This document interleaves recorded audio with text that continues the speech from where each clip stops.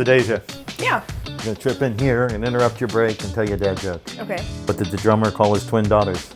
What? Anna 1, Anna 2. I think you should just stick with the MoneyWise FAQs. Yeah, can't be any worse.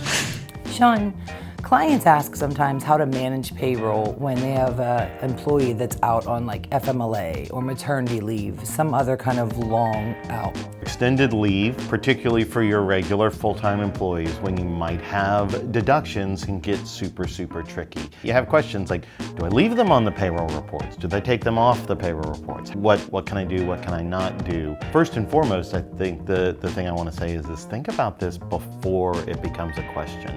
Is there certain documentation that you have to keep on file? FMLA, that is a requirement for employers of a certain size. You definitely want to check the Department of Labor website on that and make sure that you are following both the state and federal guidelines for any FMLA. That definitely needs to be documented. You want to keep track of why they're out, how long they're going to be out. Now there are certain things in terms of the HIPAA provisions where there's privacy in your health care that you also don't need to share, but FMLA needs to be tracked appropriately per the guidelines, and largely that is you don't have to pay them, but you do have to give them the time off, and you do need to leave the job open if you're an employer of a certain size. If you're an employer under that size, you may not need to keep the job open, but you may need to leave a space for them that when they come back, again, depending on your specific rules in your state or just the guidelines, the federal guidelines, if your state doesn't have any specific rules.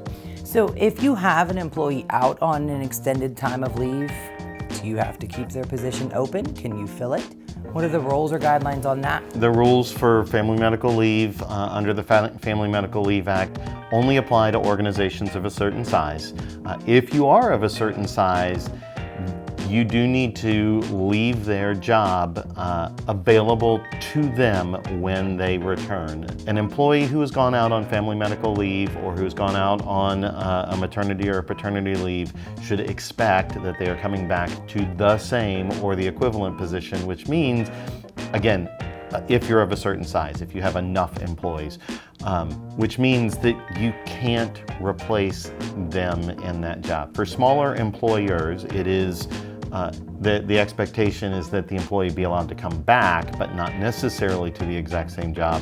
What about like deductions, health insurance, certain things that employee was having deducted during their normal employment time? How does that work while they're out? A couple of different things to remember here. If you have a pre-tax deduction and the employee pays you out of pocket for their normal portion of that, you'll have to figure out how to record that in payroll somewhere because that does affect their taxable wage base, right? So if they wrote you a check out of their personal funds to cover their pre-tax deductions, say before they went out or after they went out or after they returned, you'll want to make sure that you are recording the receipt of those funds because it does reduce their taxable income. Some employers I know collected ahead of time. Some employers I know collected after. Some employers are particularly generous and cover the full amount while they're out. But it is something that you want to make sure that you address because obviously if somebody's out for medical leave or for maternity leave or even for paternity leave, they want to keep access to their health and dental because that's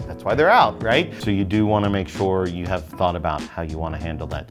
I think a lot of this is going to be helpful and clients can look it up. And always give us a call, let us do the work, we're the professionals.